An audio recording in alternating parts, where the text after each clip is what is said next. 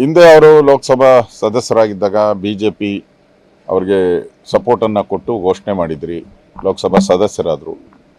ಕಳೆದ ವರ್ಷ ಅವರು ನಮಗೆ ನಮ್ಮ ಎಲ್ಲ ಬಿಲ್ಗಳಿಗೆ ಸಪೋರ್ಟ್ ಮಾಡ್ತೀರಿ, ಹೊರಗಿನ ಬೆಂಬಲವನ್ನು BJPಗೆ ಕೊಡ್ತೀನಿ ಅಂತ ಹೇಳಿದರು. ಈಗ BJPಯವರೇ ಆಗ್ತಾ ಇದ್ದಾರೆ. ಅದು ಭಾಳ ಸಂತೋಷದ ವಿಚಾರ.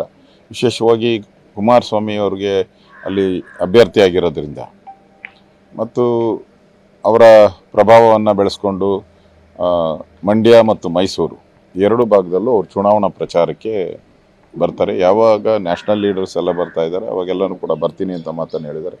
ಲೋಕಲ್ಲು ಕೂಡ ಕ್ಯಾಂಡಿಡೇಟ್ಸ್ ಯಾವಾಗ ಅವರ ಅವಶ್ಯಕತೆ ಇದೆ ಅಂತ ಹೇಳ್ತಾರೋ ಅವಾಗ ಬಂದು ಅವ್ರನ್ನ ಪ್ರಚಾರ ಮಾಡುವಂಥದ್ದಕ್ಕೂ ಈಗಾಗಲೇ ಒಪ್ಕೊಂಡಿದ್ದಾರೆ. ಇವತ್ತು ಅಫಿಷಿಯಲ್ ಆಗಿ BJPಯ ಪ್ರಾಥಮಿಕ ಸದಸ್ಯರಾಗ್ತಾ ಇದ್ದಾರೆ. ಮೋಸ್ಟ್ಲಿ 12 ಗಂಟೆ ಆದಮೇಲೆ ರಾಹುಕಾಲ ಮುಗಿದ ಮೇಲೆ ಅವರು BJPಯನ್ನು ಅಫಿಷಿಯಲ್ ಆಗಿ ಸೇರ್ತಾ ಇದ್ದಾರೆ. ಮುಂದೆ ಈಗಾಗಲೇ ಕೇಂದ್ರ ನಾಯಕರ ಜೊತೆ ಮಾತಾಡಿದ್ದಾರೆ. ಅವ್ರಿಗೇನು ಗೌರವ ಕೊಡಬೇಕು ಆ ಎಲ್ಲ ಗೌರವವನ್ನು ನಮ್ಮ ರಾಷ್ಟ್ರೀಯ ನಾಯಕರು ಅವ್ರ ಜೊತೆ ಮಾತಾಡಿದ್ದಾರೆ, ನಡ್ಡಾ ಅವರು. ಸೊ ಅವ್ರಿಗೆ ಆ ಗೌರವವನ್ನು ನಾವು ಕೊಡ್ತೀರಿ. ಅವರು ಸೇರ್ಪಡೆ ಆಗ್ತಾ ಇರೋದು ಸಂತೋಷ. ನಾನು ಕೂಡ ಸೇರ್ಪಡೆ ಕಾರ್ಯಕ್ರಮಕ್ಕೆ ಹೋಗ್ತಾ ಇದ್ದೀನಿ. ಅದು ಮುಗಿಸ್ಕೊಂಡು ಇಡೀ ರಾಜ್ಯದಲ್ಲಿ ಈಗ JDS ಮೊನ್ನೆ ಅಮಿತ್ ಶಾಜಿ ಅವ್ರು ಬಂದಾಗ ನಮಗೆಲ್ಲರಿಗೂ ಹೇಳಿದ್ದಾರೆ, JDS ತಳಮಟ್ಟದವರೆಗೂ ಕೂಡ ಹೊಂದಾಣಿಕೆ ಆಗಬೇಕು, ನಾಯಕರು ಮಾತ್ರ ಈಗ ಹೊಂದಾಣಿಕೆ ಅಲ್ಲ, ತಳಮಟ್ಟದಲ್ಲೂ ಕೂಡ ಹೊಂದಾಣಿಕೆ ಆಗಬೇಕು ಅಂತ. ಆ ದೃಷ್ಟಿಯಿಂದ ನಾನು ಬೀದರ್ಗೆ ಹೋಗ್ತಾ ಇದ್ದೀನಿ. ಬೀದರಲ್ಲಿ ಬಂಡೆಪ್ಪ ಕಾಶಪ್ಪನವರವರು JDSನ ಎಲ್ಲ ಅವ್ರ ಮುಖಂಡರುಗಳು ಎಲ್ಲ ಸುಮಾರು ಒಂದು 200 ಜನ ಪ್ರಮುಖ ಕಾರ್ಯಕರ್ತರ ಸಭೆ ಕರೆದಿದ್ದೀನಿ ಸಂಜೆ 6 ಗಂಟೆಗೆ ಬೀದರಲ್ಲಿ. ಎರಡೂ ಪಾರ್ಟಿಯ ಜಿಲ್ಲಾ ಮುಖಂಡರುಗಳೆಲ್ಲ ಸೇರ್ತಾ ಇದ್ದಾರೆ ಒಟ್ಟಾಗೆ. ಅಲ್ಲೂ ಕೂಡ JDSಗೆ ಸಂಬಂಧಪಟ್ಟಂತೆ ಸುಮಾರು 2 ರಿಂದ 3 ಲಕ್ಷ ಓಟು ಇದೆ JDSಗೆ. ಸೊ ಕುಬಾ ಅವರಿಗೆ ಅಷ್ಟು ಓಟು ಟ್ರಾನ್ಸ್ಫರ್ ಆಗೋದ್ರಿಂದ ಕುಬಾ ಅವರು ಆರಾಮ್ಸೆ ಕಳೆದ ಬಾರಿಗಿಂತ ಹೆಚ್ಚಿನ ಅಂತರದಲ್ಲಿ ಗೆಲ್ಲುವಂಥದ್ದಕ್ಕೆ ಅವಕಾಶ ಆಗುತ್ತೆ. ಅಲ್ಲೂ ಹೋಗ್ತಾ ಇದ್ದಾರೆ. ಎಲ್ಲ ಸರಿ ಹೋಗಿದೆ. ಈಗ ಮೊನ್ನೆ ನಾನು ಇದು 2ನೇ ಬಾರಿ ಹೋಗ್ತಾ ಇರೋದು. ಮೊನ್ನೆ ಹೋದಾಗ ಎಲ್ಲ MLAಗಳ ಜೊತೆಯಲ್ಲಿ ಇಟ್ಕೊಂಡು ಪ್ರೆಸ್ ಮೀಟನ್ನು ಸಹ ನಾನು ಮಾಡಿದ್ದೀನಿ. ಎಲ್ಲ ಒಟ್ಟಿಗಿದ್ದಾರೆ. ಈಗ ಯಾವುದೇ ಸಮಸ್ಯೆ ಇಲ್ಲ, ಎಲ್ಲರೂ ಒಟ್ಟಿಗೆ ಕೆಲಸ ಮಾಡ್ತಾಯಿದ್ವಿ. ಇಡೀ ರಾಜ್ಯದಲ್ಲಿ ಈ ಥರ ಸಮನ್ವಯ ಸಮಿತಿಗಳನ್ನು ಮಾಡಿದಿರಿ. ಕೋಲಾರದಲ್ಲೂ ಸಮನ್ವಯ ಸಮಿತಿ, ಈ ಥರದ ಎಲ್ಲ ಕಡೆನೂ ರಾಜ್ಯದಲ್ಲಿ ಸಮನ್ವಯ ಸಮಿತಿ ಮಾಡ್ತಾಯಿದ್ರಿ.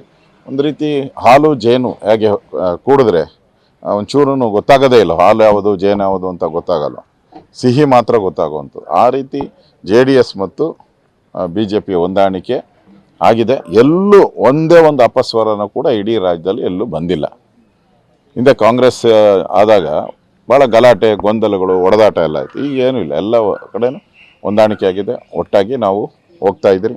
ಈ ಚುನಾವಣೆ ಮೋದಿಯವರು ಮತ್ತೊಮ್ಮೆ ಮೋದಿ ದೇಶದ ಪ್ರಧಾನಿ ಆಗಬೇಕು ಅಂತ ಎಲ್ಲ ಜನಗಳ ಬಯಕೆ, ಅದನ್ನು ಕಾರ್ಯರೂಪಕ್ಕೆ ತರುವಂಥ ಕೆಲಸವನ್ನು ನಾವು ಇವತ್ತು ಮಾಡ್ತಾಯಿದ್ದೀರಿ.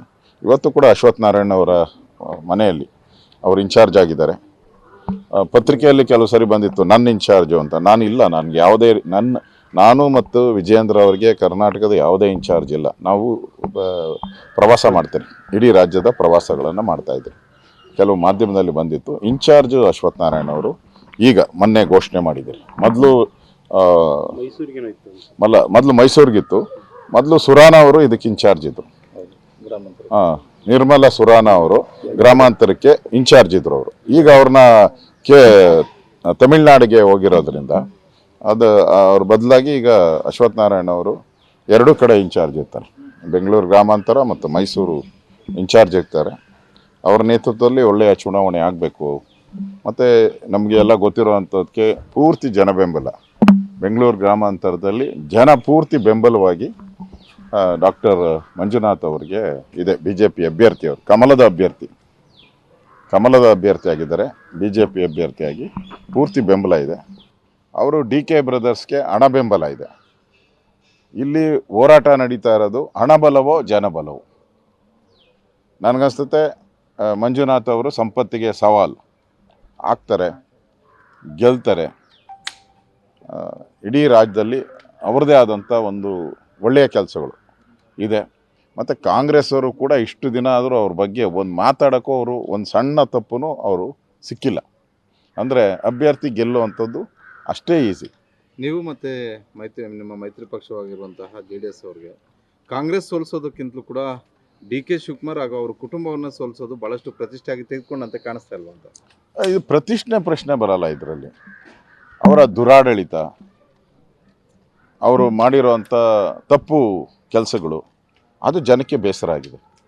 ಕರ್ನಾಟಕದಲ್ಲಿ 10 ತಿಂಗಳಾಯಿತು ಸರ್ಕಾರ ಬಂದು. ಒಂದು ಕಡೆ ಬರಗಾಲ, ಕಿತ್ತು ತಿನ್ನುವಂಥ ಬರಗಾಲ, ಇನ್ನೊಂದು ಕಡೆ ಎಲ್ಲ ಬೆಲೆ ಏರಿಕೆ, ಸ್ಟ್ಯಾಂಪ್ ಡ್ಯೂಟಿ ಏರಿಕೆ, ರಿಜಿಸ್ಟ್ರೇಷನ್ ಏರಿಕೆ, ಕರೆಂಟ್ ಬಿಲ್ ಏರಿಕೆ, ಹಾಲಿನ ದರ ಏರಿಕೆ, ಎಣ್ಣೆ ದರ ಏರಿಕೆ, ಎಲ್ಲ ಏರಿಕೆ ಎಲ್ಲ ಮಾಡಿ ಲೂಟಿ ಹೊಡಿತಾ ಇದ್ದಾರೆ. ಮೀಟ್ರ್ ಹಾಕ್ಬಿಟ್ಟಿದ್ದಾರೆ ಕಾಂಗ್ರೆಸ್ ಅವರು. ಕಳೆದ 10 ತಿಂಗಳಿಂದ ಮೀಟ್ರ್ ಹಾಕ್ಬಿಟ್ಟು ದುಡ್ಡು ವಸೂಲಿ ಮಾಡ್ತಾ ಇದ್ದಾರೆ. ಮೀಟ್ರ್ ಬಡ್ಡಿ ಅಂತಿರಲ್ಲ, ಮೀಟ್ರ್ ಬಡ್ಡಿ ಅಂತ ಹೇಳ್ತಿದ್ರಲ್ಲ ಲೇವಾದೇವಿ, ಆ ಥರ ಈ ಕಾಂಗ್ರೆಸ್ ಅವರು ಮೀಟ್ರ್ ಹಾಕಿ ಹಣವನ್ನು ವಸೂಲಿ ಮಾಡ್ತಾ ಇರುವಂಥ ಪಾರ್ಟಿಗೆ ಈ ಬಾರಿ ಲೋಕಸಭೆಯಲ್ಲಿ ಜನ ಸರಿಯಾದಂಥ ಪಾಠವನ್ನು ಕಲಿಸ್ತಾರೆ. ಆ ರೀತಿಯಾದಂಥ ಒಂದು ಜನಾಭಿಪ್ರಾಯ ಇದೆ. JDS ಮತ್ತು BJP ಈ ಬಾರಿ 28ಕ್ಕೆ 28 ಸ್ಥಾನ ಗೆಲ್ತಿರು. ಸರ್, ನೀವು ಮೈತ್ರಿ ಬಗ್ಗೆ ಮಾತಾಡ್ತಾ ಇದ್ದೀರಾ, ಆದರೆ ನಿಮ್ಮ ಶಾಸಕರೇ ಇದಕ್ಕೆ ಬರ್ತಾ ಇಲ್ಲ ಪ್ರಚಾರಕ್ಕೆ. SD ಸೋಮಶೇಖರ್ ಅವರು ಕಾಂಗ್ರೆಸ್ ಪರ ಪ್ರಚಾರ ಮಾಡ್ತಾರೆ ಅಂತ ಕೂಡ ತಿಳಿದು ಬಂದಿದೆ. SD ಶೇಖರ್ ಆಲ್ರೆಡಿ ಕಳೆದ 4 ತಿಂಗಳಿಂದ ನಡೀತಾ ಇದೆಯಲ್ಲಪ್ಪ, ಕಾಲು ಆಚೆ ಇಟ್ಟುಬಿಟ್ಟಿದ್ದಾರೆ ಅವರು. ಕಾಲು ಆಚೆ ಇಟ್ಟಿದ್ದಾರೆ ಮತ್ತು ವಿರುದ್ಧವಾಗೂ ಮತ ಹಾಕಿದಾರಲ್ಲ. ರಾಜ್ಯಸಭೆಯಲ್ಲಿ BJP ವಿರುದ್ಧವಾಗಿ ಮತ ಹಾಕಿದ್ದಾರೆ. ಅವ್ರ ಪ್ರಶ್ನೆ ಉದ್ಭವ ಆಗೋದೇ ಇಲ್ಲ. ಅವ್ರು ನಮ್ಮ ಶಾಸಕರು ಅಂತ ಹೇಳ್ಕೊಳಕ್ಕೆ ಆಗೋದೇ ಇಲ್ಲ. ಈಗ ಕಾಲು ಹೊರಗಿಟ್ಟಾಗೈತೆ. ಪಕ್ಷದಿಂದ ಉಚ್ಚಾಟನೆ ಮಾಡ್ಬಿಡಿ. ಅದು ಕೇಂದ್ರದ MLAನ ಉಚ್ಚಾಟನೆ ಮಾಡುವಂಥದ್ದೇ ರಾಜ್ಯದ ಅಧಿಕಾರ ಇಲ್ಲ. ಅದು ಕೇಂದ್ರದ ನಾಯಕರು ಅಧಿಕಾರ ಇರುವಂಥದ್ದು. ಚುನಾವಣೆ ಮುಗಿಲಿ, ಚುನಾವಣೆ ಮುಗಿದ ಮೇಲೆ ಕೇಂದ್ರದ ನಾಯಕರು ಏನು ತೀರ್ಮಾನ ತೆಗೆದುಕೊಳ್ಬೇಕು ಆ ತೀರ್ಮಾನವನ್ನು ತೆಗೆದುಕೊಳ್ತಾರೆ. ನ್ಯೂಸ್ ಫಸ್ಟ್ ನಿರ್ಭೀತಿಯಿಂದ ನಿಮ್ಮ ಪರವಾಗಿ.